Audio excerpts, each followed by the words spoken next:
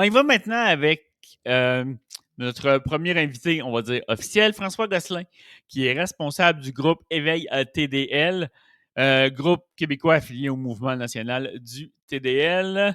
Bonjour François. Oh, on ne t'entend pas, mon cher ami. On ne t'entend pas. Dans ta roue dentelée, fais juste vérifier des fois que... Ah, voyez-vous, on l'a perdu. Mais assurément qu'il va revenir. Évidemment, on va maintenant espérer qu'il... Bonjour. Ah, un petit instant, mon cher. C'est bon, on t'entend et on te voit, c'est parfait. Merveilleux. Première des choses, Oui, facile. parfait. Le trouble du développement, le trouble développemental du langage. Oui, Que c'est ça?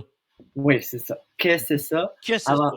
avant tout, Michel, je voudrais te remercier de me faire l'invitation pour cette entrevue. Ça marche parfaitement bien avec ce qui va se passer vendredi.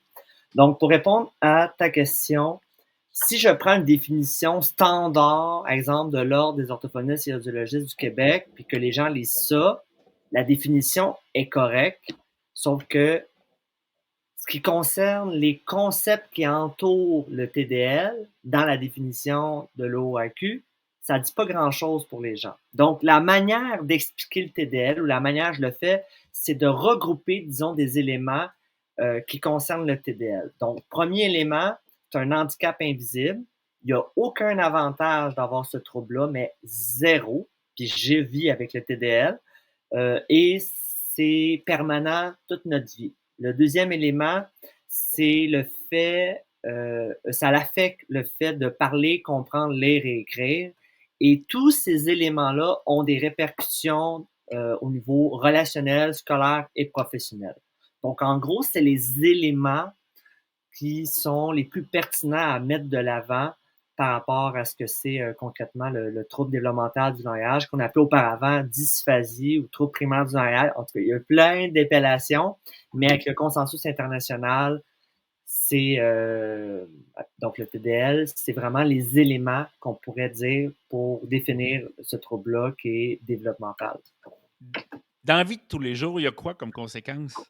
Donc, au niveau des conséquences, ça varie toujours d'un TDL à l'autre, mais de manière générale, l'ensemble des TDL vont avoir des impacts pour essayer de comprendre, par exemple, une consigne. D'autres, ça va être par rapport à comprendre toutes les subtilités.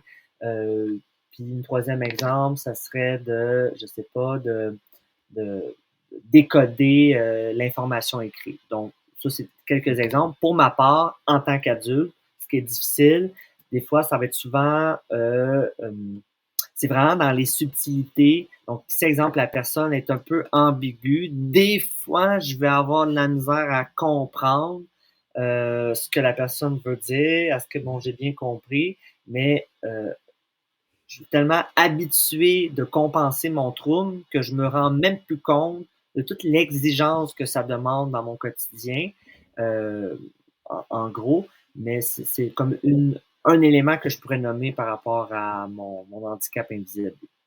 Ouais, parce que, encore une fois, tu l'as dit, l'handicap est invisible. Fait que socialement, ça ne doit pas toujours être évident.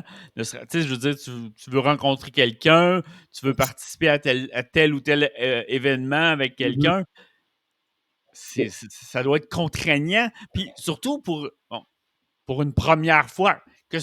On parle pas nécessairement de date Ouais, avec quelqu'un, c'est pas ça le point, mais hey, t'as un nouvel ami, ah, mais regarde, ce serait le fun de faire telle affaire, mais là, la personne ne sait pas trop comment, c'est quoi qui t'a, puis pourquoi tu réagis ou ouais. réagis de telle façon. Socialement, ça doit être une claque aussi, j'imagine. C'est toujours impactant parce que le langage, quand on est un être humain qui communique avec ce moyen-là, mais c'est partout. Donc, au niveau relationnel, donc, c'est pas surprenant parce que souvent les gens ont l'impression que c'est seulement au niveau de l'école, mais l'école, c'est une forme de langage. Mais dans tous les cas, le TDL, ça a des répercussions effectivement dans les relations amoureuses, familiales, etc. Parce que c'est ça qu'on a besoin comme en tant qu'humain pour entrer Mhm. en relation par le langage. Mais, C'est partout. quelqu'un qui est sourd Oui, va être capable d'y aller avec la langue des signes du Québec. oui. Mais vous autres, à un moment donné, je veux dire, quand vous n'arrivez pas à vous exprimer, vous n'avez rien d'autre. Euh, une personne sourde, quand elle signe la langue des signes québécoise, la LSQ, Mhm. ben, c'est vraiment une langue à part entière. Des Tout à fois, il y a fait. des personnes sourdes qui, quand ils vont essayer de switcher d'une langue, donc la langue des signes québécoise, au français, des fois, il peut y avoir Mhm. des éléments de compréhension difficiles, qui est une chose. Mhm. Mais en ce qui a trait au TDL, notre langue maternelle, c'est une langue étrangère à soi-même. Donc, ça fait en sorte que constamment, on, disons, le standard que la société Mhm. exige pour utiliser du langage, ce qu'on fait présentement, il y a un échange, un langage commun, un décodage, mais ça fait en sorte que nous autres, on l'a pas ou il en manque beaucoup par rapport à ça. OK. Et c'est vraiment, disons, le portrait. euh, Puis moi, ça fait 14 ans que j'œuvre dans le TDL et je peux vous dire euh, que s'il y avait une pilule magique, c'est vraiment sombre là, comme, Ouais. discours, mais si j'œuvre dans le TDL depuis 14 ans, c'est parce que j'ai pu faire ma place, mais il n'y a aucun avantage, mais vraiment pas, parce que Mhm. c'est vraiment fondamental. Avant de parler de la journée de vendredi, il nous reste Ouais, peu de temps. À moi, parce que là, bon, on est en attente là, de Jackie Smith qui devrait être là dans les prochaines minutes. Mais on s'est jasé un peu ce matin, ouais. puis on se disait, en fait, j'avais une question. Est-ce que l'analphabétisation, yes, je l'ai réussi, euh, peut être considérée un trouble du langage? Oh boy, bonne question. Ce que je sais, c'est que au niveau, c'est que l'alphabétisation, c'est vraiment les personnes qui ne savent ni lire ni écrire. Pour mon cas, à moi, euh, quand j'ai fini le secondaire, puis que je suis arrivé en tant que jeune adulte, j'étais de niveau primaire. Donc, ça, comme j'avais peu d'habilité langagière Mhm. autonome ou fonctionnelle, ça faisait en sorte que quand on compare une personne standard qui doit utiliser X de langage puis pour être fonctionnel, puis on compare ma situation, ben ça peut donner l'impression, ça donnait vraiment le fait que j'étais analphabète. Mais de dire que de faire un lien direct, ça dépend toujours de l'environnement ou des facteurs là, qui peut OK. amener une personne analphabète. Mais Mhm. oui, c'est vrai que beaucoup de TDL, quand ils n'ont pas de réadaptation intensive ou du soutien, ça peut amener ça, c'est sûr. Ouais. Est-ce que, justement, le soutien thérapeutique, on va dire comme ça, est présent et rapidement et tôt dans la vie d'un jeune dès qu'on découvre qu'il y a ce trouble-là, Ouais. est-ce qu'il faut attendre longtemps avant d'avoir des certains services? Il y a deux choses. Le service, ce qu'on sait actuellement, c'est que avoir de la réadaptation, avoir accès à ce langage-là, c'est fondamental. C'est ça l'élément prédominant quand Mhm. on a un TDL, donc le trouble du langage, pour ça. Au niveau d'avoir accès au service, la plupart des parents, quand ils soupçonnent leur enfant à 3 4 ans, ils vont voir le pédiatre réfère à l'orthophoniste de manière générale.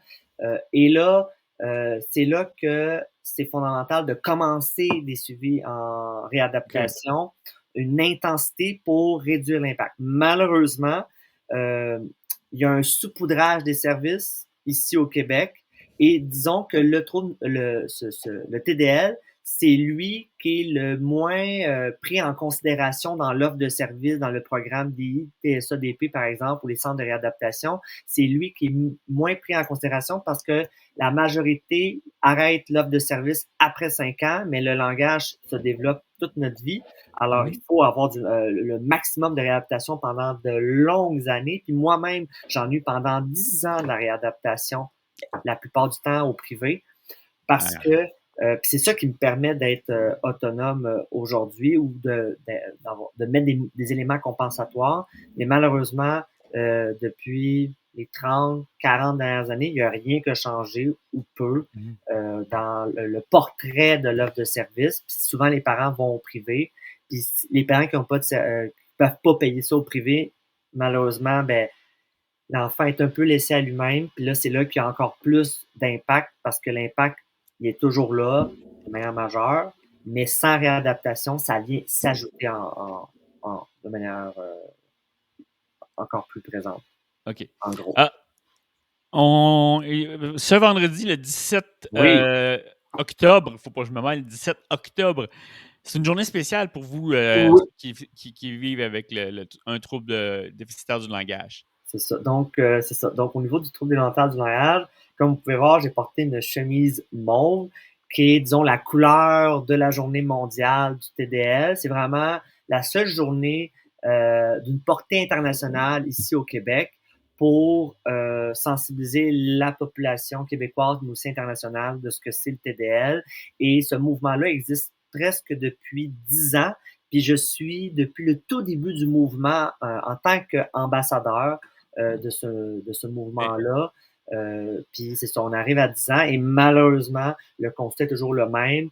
Donc, il va y avoir différentes illuminations un peu partout au Québec en mauve, d'édifices. Il y a plusieurs villes là, qui vont le faire, et Mais des actions, des vidéos, etc.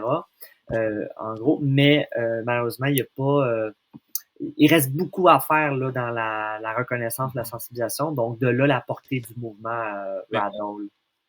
pourquoi on parle de mouvement et non d'une association? Il n'y a pas, exemple, une association québécoise du monde qui ont de la misère à s'exprimer? Donc, comme dans n'importe quelle, disons, activité, disons, cause ou autre, il y a des associations qui existent ici au Québec, qui est une chose, mais le mouvement du TDS, ce mouvement-là, ça a été conçu par, par un consensus international Mhm. pour dire, OK, voici les éléments de base pour le TDL, qui est une chose. Puis de ça, ça a eu donné l'émergence du mouvement RADOL, donc qui est l'équivalent, qui est Raising Awareness of Developmental Language Disorder, donc qui est la journée d'éveil au TDL en gros. Mhm. Et c'est ça, et ça a été dans cette optique-là pour dire euh, que le groupe que je représente, RADLD Québec, ben, c'est juste un groupe qui permet de chapeauder toutes les initiatives qui se font au Mhm. Québec. Par contre, les initiatives en soi sont individuelles, dont les associations, les personnes TDL, les parents qui font des actions, mais toujours en gardant dans l'optique de Mhm. sensibiliser la cause avant toute chose. Donc, c'est un peu ça, je Ouais. pourrais dire pour ça. Puis le mauve, Oui, pourquoi? c'est vraiment, j'en ai aucune idée. C'est vraiment, je pense qu'ils ont regardé un peu là, de ce qui se faisait un peu au niveau international pour n'importe quelle cause ou mouvement. Puis disons que le mauve, il y a peu de causes ou de mouvements qui l'utilisent. Alors ils ont pris le mauve, je crois. Peut-être si je fouille un peu, il pourrait y avoir une question, mais c'est vraiment dans une optique parce qu'il n'y a pas grand monde qui ont dans leur garde-robe des vêtements de couleur mauve ou jaune, parce que les deux, tout ça, mais c'est plus le mauve qui est mis de l'avant. Mais OK. c'est ça, donc c'est ça un peu. Ouais. Donc les gens, pour vendredi, c'est de porter un vêtement mauve, de souligner RADLD Québec ou la Journée mondiale du TDL, en gros, pour ça. Puis vraiment, il va y avoir plusieurs initiatives la OK. journée du TDL, donc la journée du 17, mais aussi les autres jours qui vont suivre. Mhm. On peut s'informer à quel endroit? Donc, pour s'informer, il y a différents, comme il y a le site éveiltdl.org. Il y a aussi via les réseaux sociaux. Ou sinon, au niveau international, il y a radld.org. Donc, c'est vraiment le site OK. au niveau mondial, sauf qu'il est seulement en anglais. Donc, de là, la portion francophone là, que j'ai Mhm. créée, là, donc une initiative Ouais, ben, personnelle pour que les gens puissent être au courant de ce que c'est parfait. tout ça. Ben, merci beaucoup, François. Puis on va probablement se reparler l'année prochaine. Sûrement, exactement, Michel, l'invitation est lancée. Super. Salut là, bye bye. Salut, bye bye. Eh bien, j'espère que vous avez apprécié et découvert de belles choses.